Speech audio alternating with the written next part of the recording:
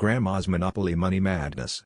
So every January, my family hosts what we call the annual Game Night Showdown, which is really just an excuse for my siblings to scream at each other over Uno rules and for Grandma to show off her competitive spirit, ruthless disregard for all written rules.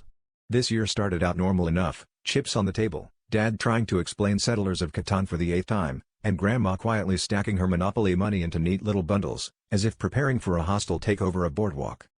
The first sign something was off came when we went to the grocery store the next day and the cashier looked at my grandma's outstretched wad of pink hundreds and said, "Ma'am, this is Monopoly money."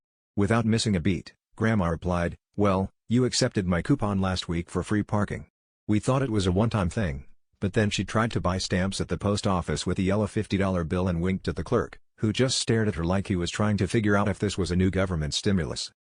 Things got out of hand when we found out Grandma had been investing in the local economy by slipping Monopoly money into tip jars at every coffee shop in town. She claimed it was stimulating the economy and started referring to herself as the chairwoman of the Federal Reserve.